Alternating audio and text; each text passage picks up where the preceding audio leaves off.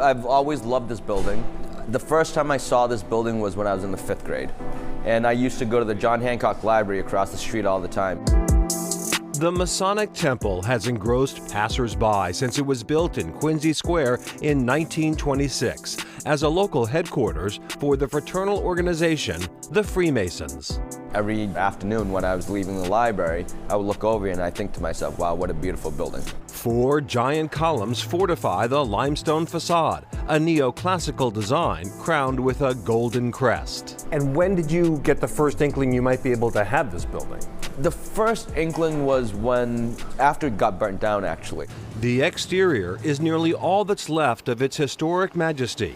Most of the temple's interior was destroyed by a 4-alarm fire in 2013. This is a real tragedy. It's really sad to see this.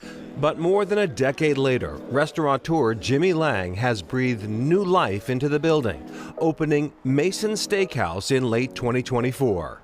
I think with a building of this stature, of this magnitude, I just felt that upon walking in here, no matter what I did, it was not going to outshine the facade, and that's not something that I wanted to do. Lang has been in the restaurant business since he was a teenager, opening his own for the first time in 1998, Fuji. And if I'm going to start my first business, why wouldn't I do it in my own backyard? Since then, Lang and his team have grown, expanding their restaurant empire into the double digits. When people walk in here, I want people to think that the outside is amazing, but the inside is also beautiful. Were these here from the original Masonic Lodge? Yeah, so this fireplace is original. It's one of the only pieces that we're able to salvage after the fire. It's actually working. Oh, so you'll have an actual wood-burning fireplace like they used to? Really? And the crest is actually original as well. A steakhouse is a departure for Lang. The majority of his menus are Pan-Asian.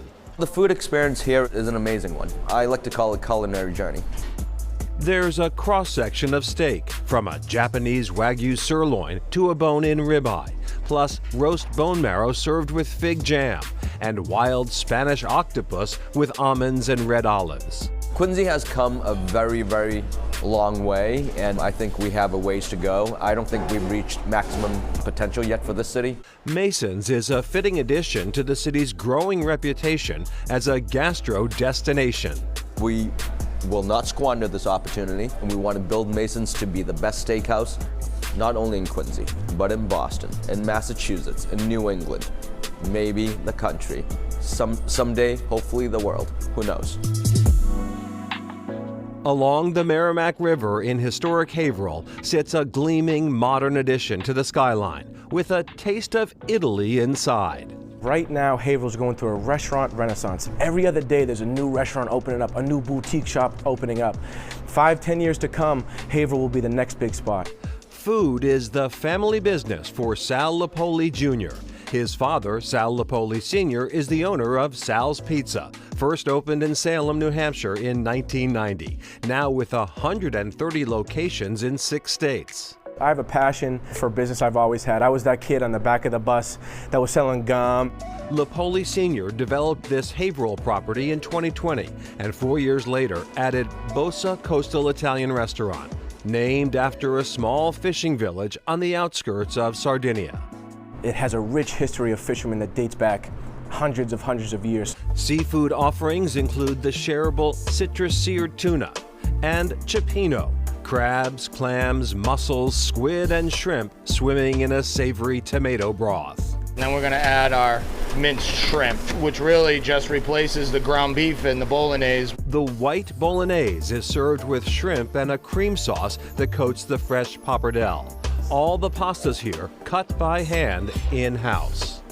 And of course, what started it all for the Lipolis, pizza, fired up in the brick oven, served with traditional toppings or a coastal flair. We have a beautiful 10-story roof deck bar. At the building's peak, a bar and tapas menu with a stunning view and an outlook for the future. My dad, he grew up in East Boston. He had 5 other brothers. He came from very humble beginnings. I would love to one day, with my sister and with other family members, take this business to a national level.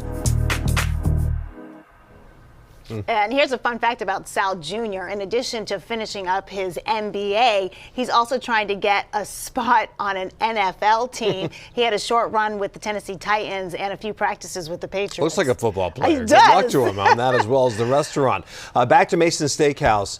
Jimmy says that his parents were a huge part of his success. Initially, they were quite resistant to the idea of him going into the restaurant industry. They didn't really understand why he was going that route, but they came on board pretty quickly, and his father actually found the first location for the first Fuji restaurant, so they're fully on board. Not bad. All right, up next in Roxbury, bringing culture and family to the table.